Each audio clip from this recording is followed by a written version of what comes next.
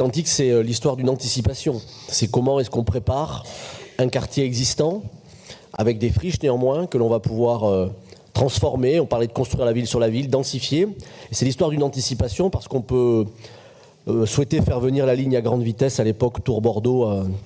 Vous faites partie, Monsieur le Président, avec Alain Juppé et d'autres, à s'être mobilisés pour ce projet. On peut le décider, mais enfin, si on ne l'anticipe pas, si on ne prépare pas les mètres carrés de bureaux, de logements, les infrastructures, eh bien, on va vers un urbanisme anarchique et vers de graves difficultés. Donc, Atlantique, c'est l'histoire d'une anticipation. L'établissement a été créé très rapidement.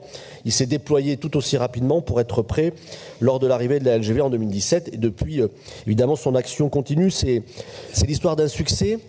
Et contrairement à ce que j'ai entendu à l'instant de la part du Rassemblement national, je m'étonne un peu du propos assez caricatural parce que vous parlez de problèmes, vous mélangez des problèmes de construction, de qualité de la construction, qui sont des problèmes que l'on comprend, que l'on connaît aujourd'hui, à des questions d'incivilité, d'insécurité qui existent malheureusement pas que dans ces quartiers-là, avec des problèmes de est-ce que vous trouvez que votre quartier est un écoquartier? Moi, je ne sais pas ce que les gens répondraient à ça dans une enquête. Tout ça me paraît un peu fourre-tout. Par contre, ce que je sais, c'est que quand on demande un petit peu aux habitants s'ils sont contents d'habiter dans ces quartiers-là, alors vous parlez de Ginko, moi je connais les enquêtes qu'on a pu faire au bassin à flot, les gens sont contents d'habiter dans ces quartiers-là. Alors c'est sûr que si vous venez de Strasbourg, de Paris ou du fin fond de la Drôme, quand vous arrivez à Ginko, vous n'avez pas le même ressenti, pas la même impression. Pour certains, il y a beaucoup d'espaces verts, pour d'autres, il n'y en a pas assez.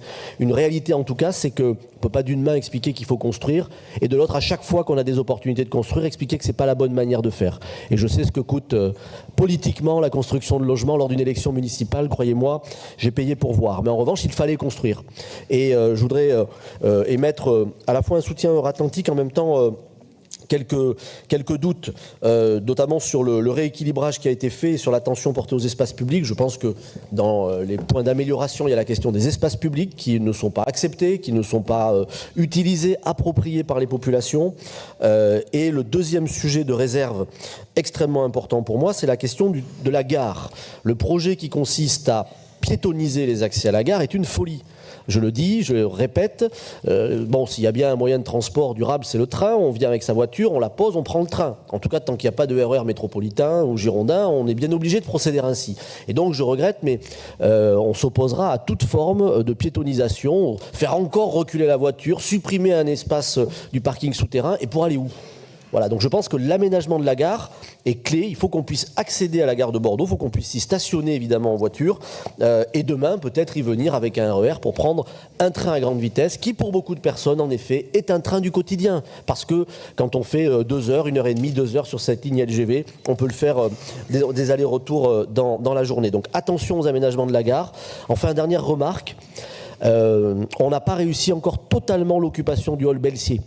On voit bien qu'on a un sujet de ce côté-là. Le hall n'est pas suffisamment connu, reconnu, approprié. Peut-être que cela viendra, là encore, avec le RER métropolitain.